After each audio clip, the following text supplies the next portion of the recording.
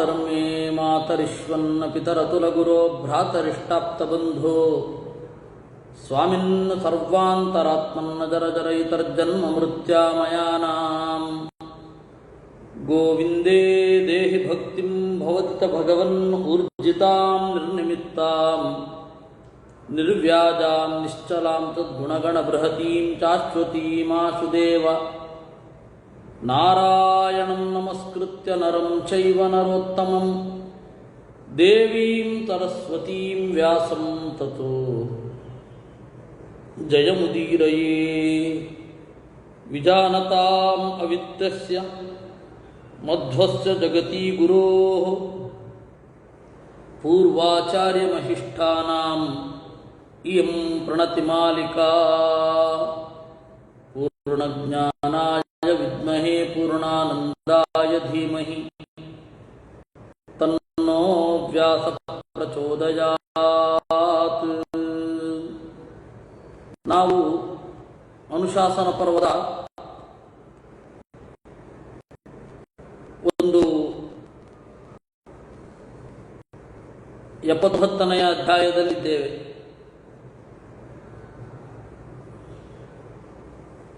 ಅನುಶಾಸನ ಪರ್ವದ 79ನೇ ಅಧ್ಯಾಯ. ಈ ಅಧ್ಯಾಯದಲ್ಲಿ ಭೀಷ್ಮಾಚಾರ್ಯರು ಯುಧಿಷ್ಠಿರನಿಗೆ ಶ್ರಾದ್ದದಲ್ಲಿ ಯಾವ ತರಕಾರಿಯನ್ನು ಬಳಸಬಾರದು ಅಂತ ಹೇಳ್ತಾ ಇದ್ದಾರೆ.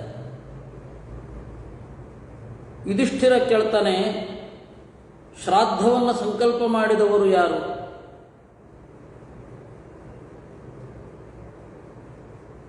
ಯಾವ ಕಾಲ? ಶ್ರಾದ್ದದಲ್ಲಿ ಯಾವ ತರಕಾರಿಯನ್ನು ಬಳಸಬಾರದು ಅಥವಾ ಮೂಲ ಫಲಾನಿಚ ಗೆಡ್ಡೆ ಗೆಣಸುಗಳು, ಧಾನ್ಯವನ್ನು ಯಾವುದನ್ನು ಬಳಸಬಾರದು ಹೇಳಿ ಅಂತ. ಆಗ ಭೀಷ್ಮಾಚಾರ್ಯರು ಹೇಳ್ತಾರೆ, ನೋಡಪ್ಪ, ಅತ್ರಿಯ ಮಗ ದತ್ತಾತ್ರೇಯ ಅಂತ ಒಬ್ಬ ಇದ್ದಾನೆ, ಬೇರೆ ಯಾರೂ ಅಲ್ಲ, ಪರಮಾತ್ಮನೇ. ಅವನಿಗೆ ಆತ್ರೇಯ ಅಂತ ಹೆಸರು, ಅತ್ರಿಯ ಮಗ ಆದ್ದರಿಂದ ಆತ್ರೇಯ ಅಂತ. ತನ್ನನ್ನೇ ಕೊಟ್ಟುಕೊಂಡಿದ್ದಾನೆ, ನನ್ನನ್ನು ಮಗನಾಗಿ ಸ್ವೀಕರಿಸು ಅಂತ ಅತ್ರಿಗೆ ಕೊಟ್ಟಿದ್ದಾನೆ, ಅದರಿಂದಾಗಿ ದತ್ತ. ಅತ್ರಿಯ ಮಗ ಆದ್ದರಿಂದ ಆತ್ರೇಯ, ಎರಡು ಸೇರಿದ್ರೆ ದತ್ತಾತ್ರೇಯ. ದತ್ತಾತ್ರೇಯನಿಗೆ ಒಬ್ಬ ಮಗ ನಿಮಿ ಅಂತ, ನಿಮಿಗೆ ಒಬ್ಬ ಮಗ ಶ್ರೀಮಾನ್ ಅಂತ. ಅವನೇನು ಮಾಡಿದ, ಈ ನಿಮಿ ಏನಿದ್ದಾನೆ ಚೆನ್ನಾಗಿ ತಪಸ್ಸನ್ನು ಮಾಡಿ ಶಾಸ್ತ್ರದಲ್ಲಿ ಹೇಳಿದಂತೆ ಶ್ರಾದ್ದಾದಿಗಳನ್ನು ಮಾಡಿದ. ಒಂದೇ ಒಂದು ದುರಂತ ಏನು ಅಂದರೆ, ನಿಮಿ ತನ್ನ ಮಗನಾದ ಶ್ರೀಮಾನ್ ಅನ್ನುವವನಿಗೆ ಶ್ರಾದ್ದ ಮಾಡಬೇಕಾಯಿತು. ಯಾವ ತಂದೆಗೂ ಕೂಡ ಬರಬಾರದ ಶೋಕ, ಪುತ್ರ ಶೋಕ. ಪುತ್ರ ಅಂದರೆ ಪುತ್ರಿ ಮತ್ತು ಪುತ್ರ ಇಬ್ರು. ಪುತ್ರ ಶೋಕೋ ನಿರಂತರ ಅಂತಾರೆ. ಇರಲಿ, ಬಹಳ ಸಂಕಟ ಪಟ್ಕೊಂಡು ಶ್ರಾದ್ದ ಮಾಡಿದನಂತೆ. ನಿಮಿಸ್ತು ಕೃತ್ವಾ ಶ್ರಾದ್ದಾಣಿ ವಿಧಿದೃಷ್ಟೇನ ಕರ್ಮಣ ಸಂತಾಪಮಗಮತ್ತೀವ್ರಂ ಪುತ್ರಶೋಕಪರಾಯಣಃ ಅಥ ಕೃತ್ವೋಪಕಾರ್ಯಾಣಿ ಚತುರ್ದಶ್ಯಾಂ ಮಹಾಮತಿಃ ತಮೇವ ಗಣಯನ್ ಶೋಕಂ ತ್ರಿರಾತ್ರೇ ವಿರಾತ್ರೇ ಪ್ರತ್ಯಬುಧ್ಯತಾ. ಶ್ರಾದ್ದ ಮಾಡಿ ಮಲ್ಕೊಂಡಿದ್ದಾನೆ, ದುಃಖ ತಡಿಲಿಕ್ಕಾಗ್ತಾ ಇಲ್ಲ. ತಕ್ಕ ಎಚ್ಚರಾಗೋಯ್ತು ಅವನಿಗೆ, ಆ ದುಃಖದ ಉತ್ಕಟತೆ. ಹಾಗೆ ಎದ್ದಾಗ ಅವನೇನು ಮಾಡಿದ, ಯೋಚನೆ ಮಾಡಿದ. ತತಸ್ಸ ಚಿಂತಯಾಮಾಸ ಶ್ರಾದ್ದಕಲ್ಪಂ ತಮಾಹಿತಃ ಯಾನಿ ತಸ್ಯೈವ ಭೋಜ್ಯಾನಿ ಮೂಲಾನಿ ಚ ಫಲಾನಿ ಚ. ಶ್ರಾದ್ದ ಹೇಗೆ ಮಾಡೋದು ಅಂತ ಚಿಂತನೆ ಮಾಡಿದ. ಚತುರ್ದಶಿ ರಾತ್ರಿ ಅವನು ಯೋಚನೆ ಮಾಡಿದ್ದು. ಮಾರನೇ ದಿವಸ ಎದ್ದಾಗ ಅಮಾವಾಸ್ಯೆ ಆಗಿತ್ತು. ಬ್ರಾಹ್ಮಣರನ್ನ ಕರೆದುಕೊಂಡು ಬಂದು ಬೃಸೀಹಿ ಸ್ವಯಂ ಅಕಾರಯತ್, ತಾನೇ ದರ್ಭೆಯಿಂದ ಚಾಪೆಯನ್ನು ಹೆಣದನಂತೆ.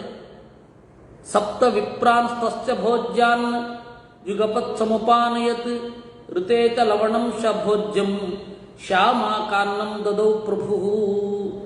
7 ಜನ ಬ್ರಾಹ್ಮಣರನ್ನು ಕೂಡಿಸಿ ಉಪ್ಪನ್ನು ಬಿಟ್ಟು ಉಳಿದ ಎಲ್ಲ ಪದಾರ್ಥಗಳನ್ನು ಬಡಿಸಿದ. ಶ್ಯಾಮಾಕಾನ್ನಂ, ಶಾಲ್ಯನ್ನ ಅಂತಾರೆ, ಬಹಳ ಚಂದಾಗಿರುವ ಸಣ್ಣಕ್ಕಿ ಅಂತ ಕರೀತಾರಲ್ಲ ಅದರ ಅನ್ನ. ದಕ್ಷಿಣಾಗ್ರಾಸ್ತೋ ದರ್ಭಾವಿಷ್ಟರೇತಿ ನಿವೇಶಿತಾ ಪಾದಯೋಶ್ಚೈವ ವಿಪ್ರಾಣಾಂ ಉಪಭುಂಜತೆ. ದಕ್ಷಿಣಾಗ್ರವಾದ ದರ್ಭೆಯನ್ನು ಇಟ್ಟು ಅಲ್ಲಿ ಅವರನ್ನು ಕೂಡಿಸಿದ. ಕೃತ್ವಾಚ ದಕ್ಷಿಣಾಗ್ರಾನ್ವೈ ದರ್ಭಾನ್ ಸುಪ್ರಯತಶುಚಿ ಪ್ರದದೌ ಶ್ರೀಮತೆ ಪಿಂಡಾನ್ ನಾಮಗೋತ್ರ ಮುದಾಹರನ್. ಅವರು ಊಟದ ಎದುರುಗಡೆಯಲ್ಲಿ ದಕ್ಷಿಣಾಗ್ರವಾಗಿ ದರ್ಭೆಯನ್ನು ಹಾಸಿ ಅಲ್ಲಿ ನಾಮ ಹಾಗೂ ಗೋತ್ರವನ್ನು ಹೇಳ್ತಾ ಪಿಂಡವನ್ನು ಇಟ್ಟ. ಬುದ್ಧ್ವಾತ್ರಿಂ ಮನತಾ ದಧ್ಯೌ ಭಗವಂತಂ ಸಮಾಹಿತಃ ಧ್ಯಾನ ಮಾತ್ರಸ್ತಥಾ ಚಾತ್ರಿ ಆಜಗಾಮ ತಪೋಧನಃ. ಅವನು ಕ್ರಿಯೆ ಮಾಡ್ತಾ ಇರಬೇಕಾದ್ರೆ ಸ್ವಯಂ ತಾತ, ಅವರ ಅತ್ರಿಗಳು ಬಂದ್ರಂತೆ. ಅವರ ತಾತ ಅವನನ್ನು ನೋಡಿ ಅತ್ರಿ ಋಷಿಗಳು ತನ್ನ ಮೊಮ್ಮಗನನ್ನು ಸಮಾಧಾನ ಮಾಡುವುದು. ಯಾಕೆಂದರೆ ಅವನ ಮಗ ಶೋಕದಿಂದ ಒದ್ದಾಡ್ತಾ ಇದ್ದಾನೆ. ನಿಮೇತಂಕಲ್ಪಿತಸ್ತೇಯಂ ಪಿತೃಯಜ್ಞಸ್ತಪೋಧನ ತಥೋ ಮೇ ಪೂರ್ವಧರ್ಮೋತ್ರ ದೃಷ್ಟೋಯಂ ಬ್ರಹ್ಮಣ ಸ್ವಯಂ. ಅವರು ಹೇಳಿದರಂತೆ, ನಿಮಿಯೇ ಈ ಪಿತೃಯಜ್ಞವನ್ನು ಪ್ರಾಚೀನರು ಸಂಕಲ್ಪ ಮಾಡಿದ್ದಾರೆ. ಎಲ್ಲ ನಿಯಮಗಳನ್ನು ರೂಪಿಸುವವರು ಬ್ರಹ್ಮದೇವರು. ಬ್ರಹ್ಮದೇವರು ರೂಪಿಸಿದ ನಿಯಮವನ್ನು ಸಮಗ್ರ ಸಜ್ಜನ ಪ್ರಪಂಚ ಮಾಡ್ತಾ ಇರುತ್ತೆ. ಆಖ್ಯಾಸ್ಯಾಮಿ ತತೆ ಭೂಯಃ ಶ್ರಾದ್ದೀಯಂ ವಿಧಿಮುತ್ತಮಂ. ಬ್ರಹ್ಮದೇವರು ಯಾವ ರೀತಿ ಶ್ರಾದ್ದ ಮಾಡಲಿಕ್ಕೆ ಹೇಳಿದ್ದಾರೆ ಅದನ್ನು ಹೇಳ್ತೇನೆ ಕೇಳು. ಅಲ್ಲಿ ಅರ್ಯಮನ್, ಸೋಮ, ವರುಣ, ವಿಶ್ವೇದೇವ ಅವರಿಗೆ ಭಾಗಗಳನ್ನು ಸಂಕಲ್ಪಿಸಬೇಕು. ಭೂಮಿಯನ್ನು ಸ್ತೋತ್ರ ಮಾಡಬೇಕು. ಯಾಕೆ ಅಂತ ಹೇಳಿದ್ರೆ ಭೂಮಿ ವಿಷ್ಣುಪಾದಾತ್ಮಕಳು. ಭೂಮಿಯನ್ನು ವಿಷ್ಣುಪಾದ ಅಂತ ಚಿಂತನೆ ಮಾಡ್ತಾರೆ. ಹೀಗಾಗಿ ಭೂದೇವಿಯನ್ನು ಸ್ತೋತ್ರ ಮಾಡಬೇಕು. ಈ ಕುತಪ ಕಾಲ ಅಂದರೆ ನಾನು ಹೇಳ್ತಾ ಇರ್ತೇನೆ, ಕು ಅಂದರೆ ಭೂಮಿ, ತಪ ಅಂದರೆ ಬಿಸಿ. ಭೂಮಿ ಬಿಸಿಯಾಗುವ ವೇಳೆಯಲ್ಲಿ ಶ್ರಾದ್ದ ಕೊಡಬೇಕು ಅಂತ ನಿಯಮ. ಆದರೆ ಮಳೆಗಾಲದಲ್ಲಿ, ಚಳಿಗಾಲದಲ್ಲಿ, ಆಮೇಲೆ ಬದರಿಯಲ್ಲಿ ಈ ಕುತಪ ಅಂತನ್ನೋದು ಈ ಅರ್ಥ ಇಟ್ಕೊಂಡ್ರೆ ಶ್ರಾದ್ದನೇ ಕೊಡಬಾರದು. ಅದಕ್ಕೆ ಕುತಪ ಅಂತನ್ನೋದು ಒಂದು ಪಾರಿಭಾಷಿಕ ಪದ ಆಯಿತು. ದಿವಸಸ್ಯ ಅಷ್ಟಮೋ ಭಾಗ ಕುತಪಸ್ಸ ಪ್ರಕೀರ್ತಿತಃ ಅಂತ. ಅದರಿಂದಾಗಿ ಈ ಭೂಮಿಯನ್ನು ಸ್ತೋತ್ರ ಮಾಡಬೇಕು. ಪಿತೃಗಳು ಹಲವಾರು ತರಹ ಇದ್ದಾರೆ. ಊಷ್ಮಪ್ಪರಿದ್ದಾರೆ, ಸೋಮಪ್ಪರಿದ್ದಾರೆ, ಬೇರೆ ಬೇರೆ ತರಹದ ಪಿತೃಗಳಿದ್ದಾರೆ. ಅವರೆಲ್ಲರೂ ಕೂಡ ಬೇರೆ ಬೇರೆ ಜನಾಂಗಗಳಿಂದ ಆರಾಧ್ಯರು. ಇಲ್ಲಿ ನಾವು ಆದಿತ್ಯರನ್ನು ಚಿಂತಿಸಬೇಕು, ರುದ್ರರನ್ನು ಚಿಂತಿಸಬೇಕು, ವಸುಗಣಗಳನ್ನು ಚಿಂತಿಸಬೇಕು. ಆ ಎಲ್ಲರೂ ಕೂಡ ನಮ್ಮ ಪೂರ್ವಜರಲ್ಲಿ ನಿಂತು ಅವರಿಗೆ ಬುದ್ಧಿ ಪ್ರಚೋದನೆ ಮಾಡಿ ನಮಗೆ ಈ ರೀತಿ ನಮ್ಮನ್ನು ಸಾಕಿದ್ದಾರೆ ಅಂತ ಚಿಂತನೆ ಮಾಡಬೇಕು. ನೋಡು, ಹೀಗಿರಬೇಕು. ಅಶ್ರದ್ಧೇಯಾನಿ ಧಾನ್ಯಾನಿ ಕೋದ್ರವಾಪುಲಕಾಸ್ತಥಾ ಹಿಂಗು ದ್ರವೇಶು ಶಾಖೇಶು ಮೂಲಾನಾಂ ನಶು ಲಶುನಂ ತಥಾ. ಕಾಡು ಉದ್ದನ್ನು ಬಳಸಬಾರದು, ರಾಜಮಾಷವನ್ನೂ ಬಳಸಬಾರದು. ಆಮೇಲೆ ಹಿಂಗು, ಅದು ಅತ್ಯಂತ ಪರಿಮಳ ಭರಿತವಾದದ್ದು. ಹಿಂಗು ಅಂದರೆ ನಾವೀಗ ಬಳಸೋ ಹಿಂಗಲ್ಲ, ಅದೊಂದು ಹಿಂಗು ಅಂತ ಇದೆ, ಪರಿಮಳ ಭರಿತವಾದ ದ್ರವ್ಯ, ಅದನ್ನು ಬಳಸಬಾರದು. ಆಮೇಲೆ ಲಶುನ, ಲಶುನ ಅಂದರೆ ಬೆಳ್ಳುಳ್ಳಿ. ಪಲಂಡ ಸೌಭಾಂಜನಕ ತಥಾ ಗೃಂಜನಕಾದಯ. ಪಲಂಡು ಅಂತ ಹೇಳಿದ್ರೆ ಈರುಳ್ಳಿ, ಗೃಂಜನ ಅಂತ ಹೇಳಿದ್ರೆ ಬದನೆ. ಕೂಷ್ಮಾಂಡಕಾನ್ಯಲಾಭೂನಿ ಕೃಷ್ಣಂ ಲವಣಮೇವಚ. ಆಮೇಲೆ ಅಲಾಬು, ಅಲಾಬು ಅಂತಂದರೆ ಸೋರೆಕಾಯಿಯನ್ನು ಬಳಸಬಾರದು ಅಂತಾರೆ. ಇನ್ನು ಕೂಷ್ಮಾಂಡಕಾನಿ ಅಂತ ಹೇಳ್ತಾರೆ, ಇದು ನಂತರ ಬದಲಾಗಿದೆ. ಕೂಷ್ಮಾಂಡವನ್ನು ಇವತ್ತು ಬಳಸ್ತಾ ಇದ್ದೇವೆ. ಕೆಲವೊಬ್ಬರು ಕೂಷ್ಮಾಂಡವನ್ನು ಶ್ರಾದ್ದದ ಈ ಪಿತೃದೇವತೆಗಳಿಗೆ ಅಂತ ಮಾಡುವ ಅಡಿಗೆಯಲ್ಲಿ ಬಳಸಲ್ಲ.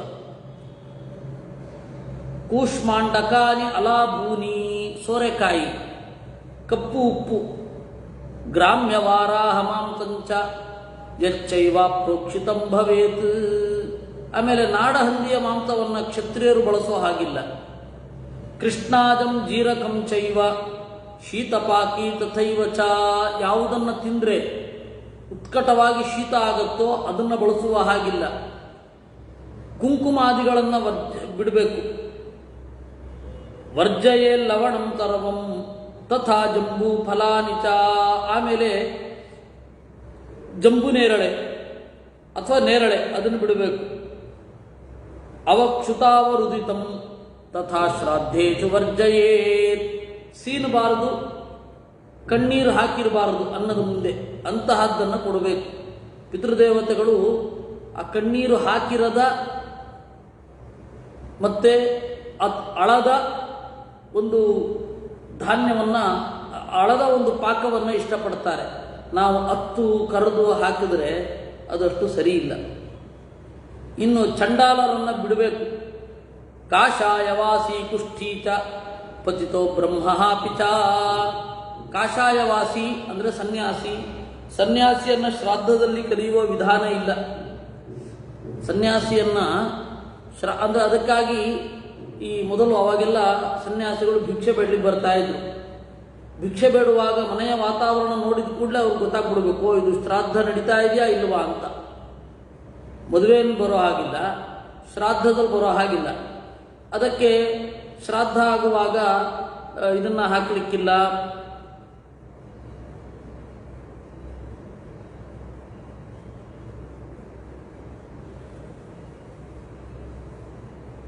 ಶ್ರಾದ್ದ ಹಾಕುವಾಗ, ಶ್ರಾದ್ದ ಮಾಡುವಾಗ ಮನೆಯಲ್ಲಿ ರಂಗೋಲಿ ಹಾಕಲಿಕ್ಕಿಲ್ಲ.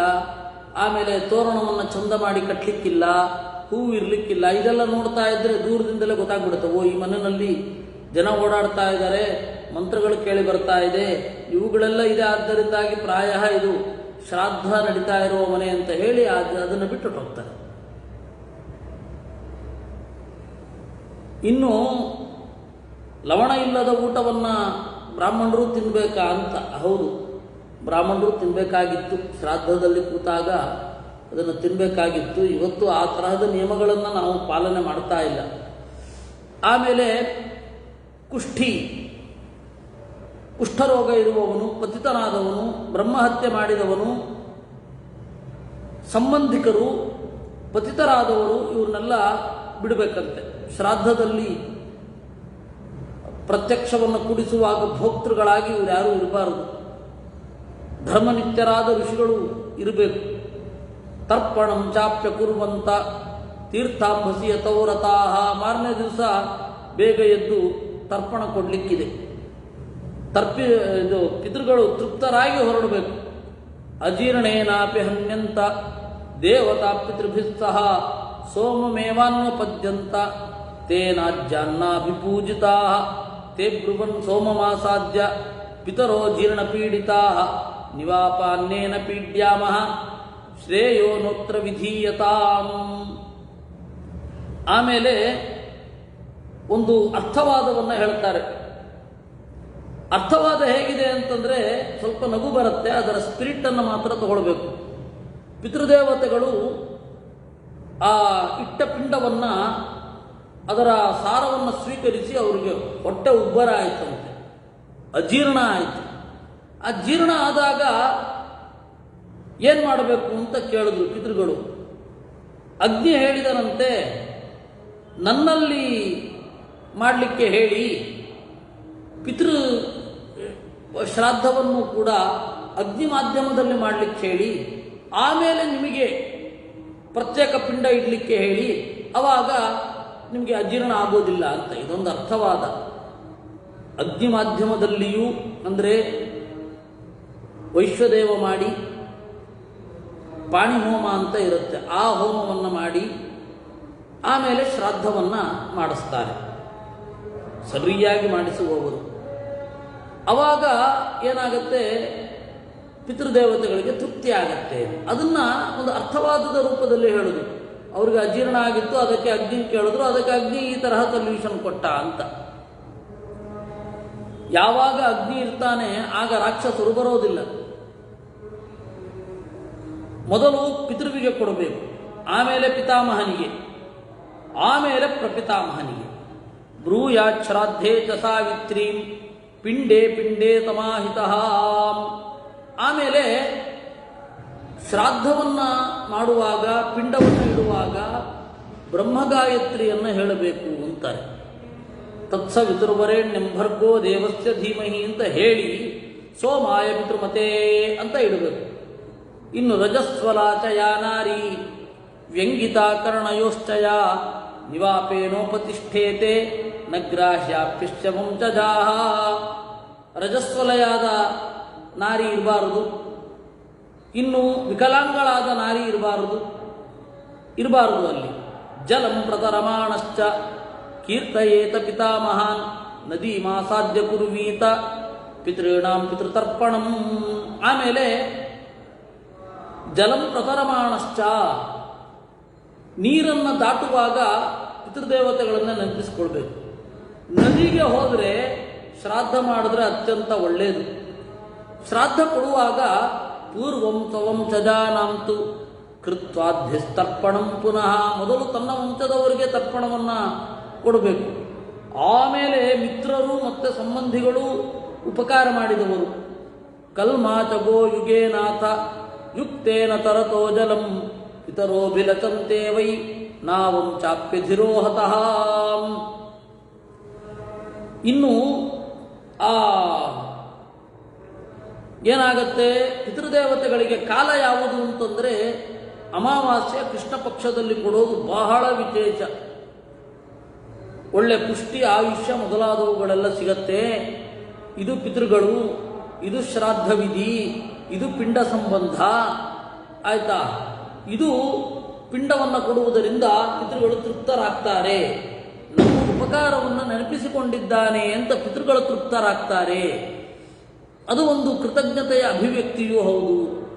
ಇದು ಹೀಗೆ ಶ್ರೇಷ್ಠವಾದ ಪೂಜೆಯಾಗತ್ತೆ ಎನ್ನುವಲ್ಲಿಗೆ 79ನೆಯ ಅಧ್ಯಾಯ ಆಗತ್ತೆ. ಯುಧಿಷ್ಠಿರ ದ್ವಿಜಾತಯೋ ವ್ರತೋಪೇತಾ ಹವಿಸ್ತೆ ಯದಿ ಭುಂಜತೆ ಅನ್ನಂ ಬ್ರಾಹ್ಮಣ ಕಾಮಾಯ ಕಥಮೇತತ್ ಪಿತಾಮಹ. ಬ್ರಾಹ್ಮಣರು ವ್ರತಗಳಾಗಿ ವ್ರತವನ್ನು ಮಾಡ್ತಾ ಹವಿಸ್ಸನ್ನು ಉಣ್ಣುತ್ತಾರೆ. ಇನ್ನು ಅನ್ನಂ ಬ್ರಾಹ್ಮಣ ಕಾಮಾಯ ಕಥಮೇತತ್ ಪಿತಾಮಹ, ಯಾರಿಗೆ ಕೊಡಬೇಕು, ಯಾರಿಗೆ ಕೊಡಬಾರದು, ಅದಕ್ಕೆ ಅವೇದೋಕ್ತವ್ರತಾಶ್ಚೈವ ಭುಂಜಾನ ಕಾರ್ಯಕಾರಣೈ ವೇದೋಕ್ತೇಷು ತು ಭುಂಜಾನಾಃ ವ್ರತಯುಕ್ತ ಯುಧಿಷ್ಠಿರಾ. ನೋಡಪ್ಪ, ಯಾವ ಬ್ರಾಹ್ಮಣರಿಗೆ ಕೊಡಬೇಕು ಅಂತಂದರೆ ವೇದದಲ್ಲಿ ಹೇಳಿದ ವ್ರತವನ್ನು ಮಾಡುವವರಿಗಲ್ಲ, ವೇದದಲ್ಲಿ ಹೇಳಿದ ವ್ರತವನ್ನು ಮಾಡುವವರಿಗೆ ಕೊಡಬೇಕು. ವೇದದಲ್ಲಿ ಹೇಳದ ವ್ರತವನ್ನು ಮಾಡುವವರಿಗೆ ಕೊಡೋ ಅಗತ್ಯ ಇಲ್ಲ ಅಂತಾರೆ. ಹೌದಾ? ಹಾಗಾದರೆ ತಪಸ್ಸು ಅಂದ್ರೇನು, ಉಪವಾಸ ಅಂದ್ರೇನು ಅಂತ ಕೇಳಿದ. ಮಾಸಾರ್ಧ ಮಾಸೋನೋಪವತೇತ್ ಯತ್ತಪೋ ಮನ್ಯತೆ ಜನಃ ಆತ್ಮತಂತ್ರೋಪಘಾತೀ ಸಹ ನ ತಪಸ್ವಿ ನ ಧರ್ಮವಿತ್. ನೋಡಿ, ಉಪವಾಸ ಅಂತಂದರೆ ಆಹಾರವನ್ನು ತೆಗೆದುಕೊಳ್ಳದೆ ಇರೋದಲ್ಲ. ಉಪವಾಸ ಅಂದರೆ ಆತ್ಮತಂತ್ರೋಪಘಾತಿ ಆಗಬಾರದು. ಆತ್ಮ ಅಂದರೆ ಅಂತರ್ಯಾಮಿಯಾದ ನಾರಾಯಣ ಮತ್ತು ಜೀವ, ಅವರ ನಡೆಗೆ ತೊಂದರೆ ಆಗಬಾರದು. ಅಂದರೆ ಯಾರು ವೇದಾದಿಗಳನ್ನು ತನಗಾಗಿ ಓದಿಕೊಳ್ಳೋದಿಲ್ಲ, ಯಾರು ಅಧ್ಯಯನವನ್ನು ಬೇರೆಯವರಿಗಾಗಿ ಮಾಡ್ತಾನೆ ಅವನಿಗೆ ಕೊಡಬೇಡಿ. ಯಾರು ಜೀವದ ಬೆಳವಣಿಗೆಯತ್ತ ಗಮನ ಹರಿಸ್ತಾನೆ, ಜ್ಞಾನದ ಮೂಲಕ ಭಕ್ತಿಯ ಮೂಲಕ ಬೆಳಿಬೇಕು ಅಂತ ಅಂದುಕೊಳ್ತಾನೆ, ಅವನಿಗೆ ಕೊಡಬೇಕು. ಅದೇ ತಪಸ್ಸು, ಅದೇ ಉಪವಾಸ. ತ್ಯಾಗಸ್ಯ ಚಾಪಿ ಸಂಪತ್ತಿ ಶಿಷ್ಯತೆ ತಪ ಉತ್ತಮಂ ಸದೋಪವಾಸೀ ಚ ಭವೇತ್ ಬ್ರಹ್ಮಚಾರಿ ತಥೈವ ಚ. ಇನ್ನು ಉಪವಾಸ ಅಂದ್ರೂ ಅದೇ ಅರ್ಥ, ದೇವರ ಹತ್ತಿರದಲ್ಲಿ ವಾಸ ಮಾಡೋದು ಅಂತ. ಅದರ ಸಂಕೇತ ಇಲ್ಲಿ ಊಟ ಬಿಡೋದು. ದೇವರ ಹತ್ತಿರ ಇರಬೇಕು ಅಂದರೆ ಇಲ್ಲಿ ಊಟ ಬಿಟ್ಟು, ಊಟದ ಗೊಡವೆ ಬಿಟ್ಟು ನಿನ್ನ ಬಗ್ಗೆ ಚಿಂತನೆ ಮಾಡ್ತೇನೆ ಅಂತ ಅನ್ನೋದೇ ಉಪವಾಸ. ಇನ್ನು ಮನನಶೀಲನಾಗಬೇಕು. ಮುನಿಶ್ಚ ಸ್ಯಾತ್ ಸದಾ ವಿಪ್ರಃ ದೇವಾಂಶ್ಚೈವ ಸದಾ ಜಪೇತ್ ಕುಟುಂಬಿಕೋ ಧರ್ಮಕಾಮಃ ಸದಾ ಸ್ವಪ್ನಶ್ಚ ಭಾರತ. ಕುಟುಂಬದವನಾಗಿದ್ದರೆ ಧರ್ಮದಿಂದ ಕುಟುಂಬವನ್ನು ಬೆಳೆಸ್ತೇನೆ ಅಂತ ಅನ್ನಬೇಕು. ಯಾರು ಈ ರೀತಿ ತಗೊಳ್ತಾನೆ ಅಮೃತಾಶಿ ಆಗ್ತಾನೆ, ಅಮೃತವನ್ನು ಉಣ್ಣುತ್ತಾನೆ. ಇನ್ನು ವೇದವನ್ನು ಹೇಳಿದವನು ಋತವಾದಿ ಆಗ್ತಾನೆ, ಅವನಿಗೆ ಊಟಕ್ಕೆ ಹಾಕಬೇಕು. ಅತಿಥಿ ಪ್ರಿಯನಾದವನನ್ನು ವಿಘತಾಶಿ, ಪವಿತ್ರವಾದದ್ದನ್ನು ಉಣ್ಣುವವ ಅಂತಾರೆ, ಅವನೇ ಅಮಾಂಸಾಶಿ ಆಗ್ತಾನೆ. ಅದಕ್ಕೆ ಉಪವಾಸ ಅಂದರೆ ಏನು ಅಂತ ಕೇಳ್ತಾರೆ. ಉಪವಾಸ ಅಂತಂದರೆ ಅತ್ಯಂತ ಸ್ವಾರಸ್ಯವಾದ ನಿರ್ವಚನಗಳು. ಬ್ರಹ್ಮಚಾರಿ ಅಂದರೆ ಏನು, ಉಪವಾಸ ಅಂದರೆ ಏನು, ಪವಿತ್ರವಾದದ್ದನ್ನು ಉಣ್ಣೋದು ಅಂದರೆ ಏನು ಅಂತ ಒಂದು ಮಾತು ಬರುತ್ತೆ. ಇದನ್ನು ಕೇಳಿದ್ರೆ ನಾವೆಲ್ಲರೂ ಉಪವಾಸ ಮಾಡಬಹುದು ಅಂತ ಒಂದು ಭರವಸೆ ಮೂಡುತ್ತೆ. ನೋಡಿ ಹೇಳ್ತೇನೆ.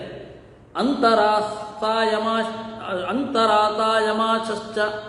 ಪ್ರಾತರಾಶಸ್ತಥೈವ ಚ ಸದೋಪವಾಸೀ ಭವತಿ ಯೋನ ಭುಂಕ್ತೆಂತರ ಪುನಃ.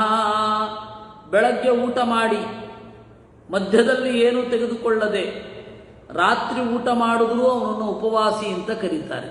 ಮಧ್ಯದಲ್ಲಿ ಏನೂ ತಗೊಳ್ಬಾರ್ದು, ಅಷ್ಟೇ.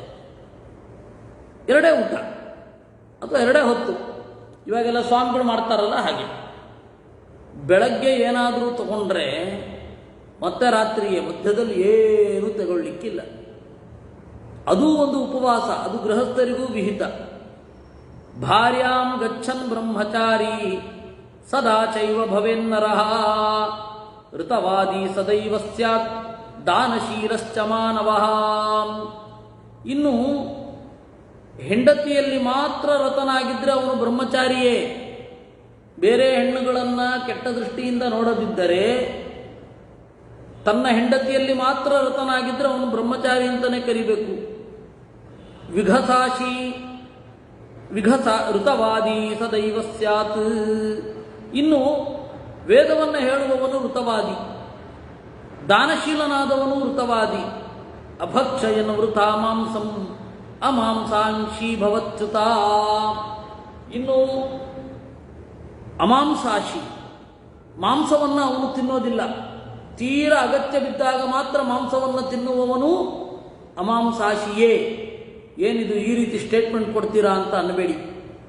ಅವತ್ತಿನ ಕಾಲಕ್ಕೆ ಮಾತ್ರ ಅನ್ವಯ ಆಗೋದಿದು. ಇವತ್ತು ಹಸಿದಾಗ ಮಾತ್ರ ಊಟ ಮಾಡುವವ ಇವತ್ತಿನ ಅಭೋಗಿ. ಇವತ್ತು ಏನಾಗಿದೆ ಸಮಸ್ಯೆ, ಎಷ್ಟೋ ವರ್ಷಗಳಿಂದ ನಾವು ಮಾಂಸ ಬಿಟ್ಬಿಟ್ಟಿದ್ದೀವಿ. ಹಾಗಂತ ಹೇಳಿ ಹಿಂದೆ ತಿಂತಾ ಇರಲಿಲ್ಲ ಅನ್ನಬಾರ್ದು. ಹಿಂದೆ ತಿಂತಾ ಇದ್ದೀವಲ್ಲ ಈಗ ತಿಂತೀವಿ ಅಂತಲೂ ಅನ್ನಬಾರ್ದು. ಅದೊಂದು ಬ್ಯಾಲೆನ್ಸ್ ಮೇಂಟೈನ್ ಮಾಡಬೇಕು. ಅತ್ಯಂತ ಸಾಂಪ್ರದಾಯಿಕರು ಹಿಂದೆಯೂ ತಿಂತಾ ಇರಲಿಲ್ಲ ಅಂತ ಹೇಳಿ ತಮ್ಮ ಸರ್ವಶಕ್ತಿಯನ್ನು ಉಪಯೋಗ ಮಾಡ್ತಾರೆ. ಅದು ಅಸಂಗತ ಸ್ವಾಮಿ. ಸರಿ, ಬ್ರಾಹ್ಮಣರು ಈಗ ತಿನ್ಲಿಕ್ಕೇನು ಅಂತ ಹೇಳಿ ಇವರು ಗಲಾಟೆ ಮಾಡ್ತಾರೆ, ಅದು ಅಸಂಗತ. ಈ ಕಾಲದಲ್ಲಿ ಈ ಮಾತು ತಗೊಳ್ಳೋ ಅಗತ್ಯ ಇಲ್ಲ. ಅಥವಾ ನಮಗೆ ಕ್ಷತ್ರಿಯರಿಗೆ ಸಮ್ಮತವಾದದ್ದು. ಅಭಕ್ಷಯನ್ ಭೃತ್ಯಾತಿಥಿಷು ಯೋ ಭುಂಕ್ತೆ ಭುಕ್ತವತ್ಸು ನರಸ್ಸದಾ. ಇನ್ನು ಅಮೃತಾಶಿ, ಭೃತ್ಯರು ಮನೆ ಕೆಲಸ ಮಾಡುವವರು ಊಟ ಮಾಡಿದ ಮೇಲೆ, ಅತಿಥಿಗಳು ಊಟ ಮಾಡಿದ ಮೇಲೆ, ಅತಿಥಿಗಳು ಊಟ ಮಾಡಿ ಮನೆ ಕೆಲಸದವರು ಊಟ ಮಾಡಿದ ಮೇಲೆ ತುತ್ತ ನೀಡುವವನಿದ್ದಾನಲ್ಲ ಅವನು ಅಮೃತಾಶಿ ಅಂತಾರೆ. ಇವತ್ತು ನಮಗೆ ಹೇಗೆ ಅಂತಂದ್ರೆ,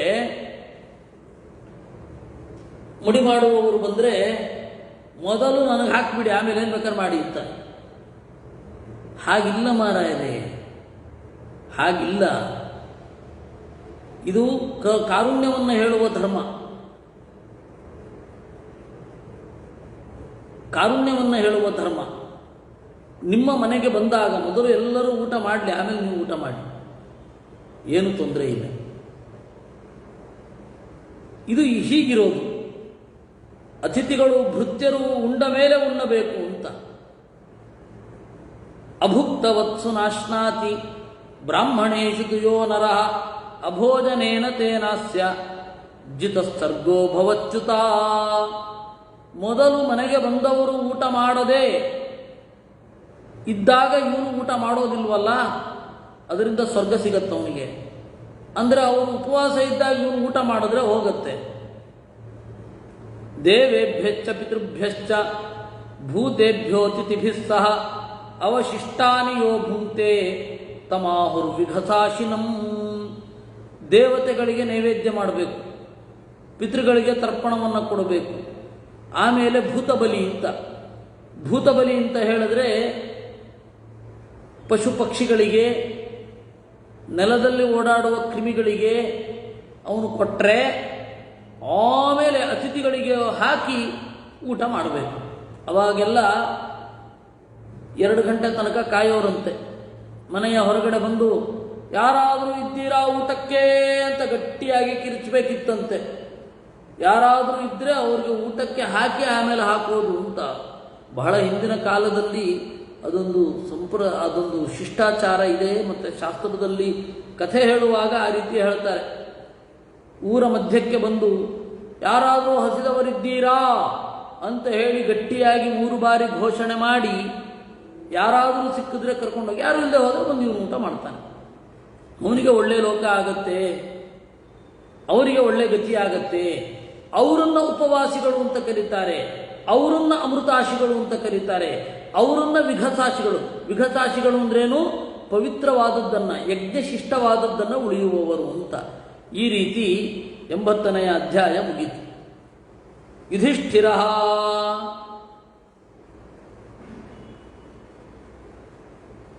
ಇದೊಂದು ವಿಚಿತ್ರವಾದ ಕಥೆ.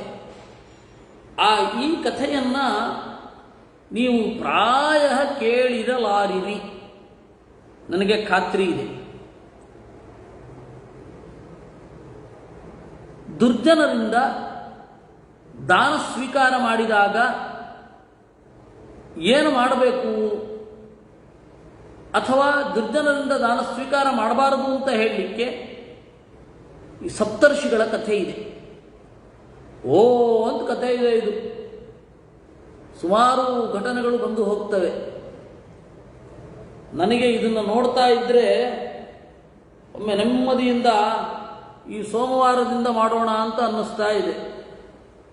ಇಲ್ಲಿ ನಾನು ಹೇಳ್ತಾ ಇರೋದು ಎಷ್ಟು ಎಕೋ ಆಗ್ತಾ ಇದೆಯೋ, ನಿಮಗೇನು ಕೇಳಿಸ್ತಾ ಇದೆಯೋ, ಕಿರಿಕಿರಿ ಆಗ್ತಾ ಇದೆಯೋ ನನಗೆ ಗೊತ್ತಿಲ್ಲ. ಆದರೂ ಅದರಿಂದಾಗಿ ನಾನು ಇಲ್ಲ ಮತ್ತೆ ಸೋಮವಾರದಿಂದ ಮಾಡೋಣ ಅಂತ ಒಮ್ಮೆ ಅನಿಸುತ್ತೆ. ಇಲ್ಲ, ಎಲ್ಲರ ಪ್ರತಿಕ್ರಿಯೆ ತೊಂದರೆ ಇಲ್ಲ, ಚೆನ್ನಾಗಿ ಬರ್ತಾ ಇದೆ ಅಂತ ಹೇಳಿ ಇವತ್ತೇ ಮಾಡೋಣ ಅಂತನೂ ಅನಿಸುತ್ತೆ. ಇರಲಿ, ಮಾಡೋಣ. ಯುಧಿಷ್ಠಿರ ಬ್ರಾಹ್ಮಣೇಭ್ಯ ಪ್ರಯಚ್ಛಂತಿ ದಾನಾನಿ ವಿವಿಧಾನಿ ಚ ದಾತೃ ಪ್ರತಿಗ್ರಹಿತ್ರೋರ್ವಾ ಕೋ ವಿಶೇಷ ಪಿತಾಮಹ. ದಾನಗಳು, ವಿವಿಧವಾದ ದಾನಗಳನ್ನು ಬ್ರಾಹ್ಮಣರಿಗೆ ಕೊಡ್ತಾರೆ. ವಿಶೇಷ ಏನು? ದಾತೃ ಪ್ರತಿಗ್ರಹಿತ್ರೋರ್ವಾ. ದಾತೃ ಹೇಗಿರಬೇಕು? ಪ್ರತಿಗ್ರಹಿತೃ, ಸ್ವೀಕಾರ ಮಾಡುವವನು ಹೇಗಿರಬೇಕು ಅಂತ. ಅದಕ್ಕೆ ಭೀಷ್ಮಾಚಾರ್ಯರು ಹೇಳ್ತಾರೆ, ಸಾಧೋರ್ಯ ಪ್ರತಿಗೃಹೀಯಾತ್ ತಥೈವ ಸಾಧುತೋ ದ್ವಿಜಃ ಗುಣವತ್ಯಲ್ಪದೋಷ ಸ್ಯಾತ್ ನಿರ್ಗುಣೇತು ನಿಮಜ್ಜತಿ. ಸಜ್ಜನರಿಂದ ದಾನ ಸ್ವೀಕಾರ ಮಾಡಿದ್ರೆ ತೊಂದರೆ ಇಲ್ಲ.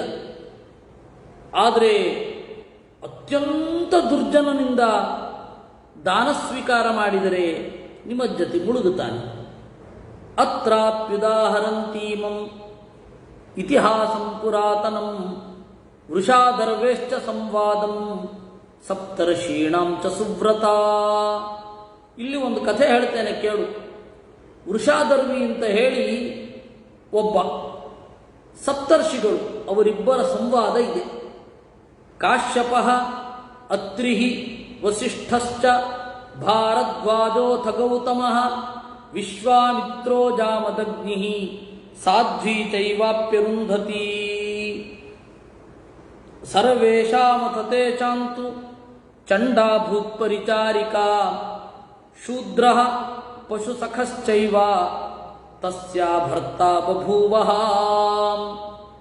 7 ಜನ ಋಷಿಗಳು, ಕಾಶ್ಯಪರು, ಅತ್ರಿಗಳು, ವಸಿಷ್ಠರು, ಭಾರದ್ವಾಜರು, ಗೌತಮರು, ವಿಶ್ವಾಮಿತ್ರರು, ಜಮದಗ್ನಿಗಳು, ಇವರೆಲ್ಲರ ಜೊತೆಗೆ ಅರುಂಧತಿ.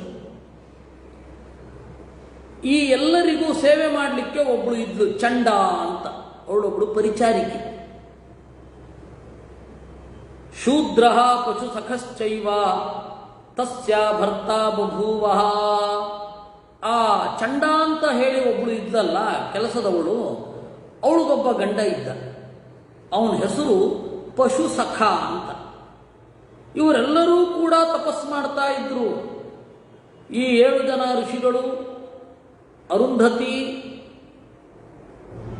ಚಂಡ ಮತ್ತೆ ಪಶುಸಖ.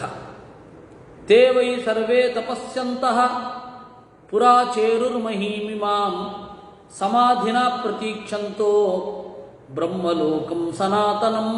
ಅವರೆಲ್ಲರೂ ತಪಸ್ಸು ಮಾಡ್ತಾ ತಾಳ್ಮೆಯಿಂದ ಬ್ರಹ್ಮಲೋಕವನ್ನ ಯಾವಾಗ ಸೇರಿಯೇವು ಅಂತ ಕಾಯ್ತಾ ಇದ್ರಂತೆ.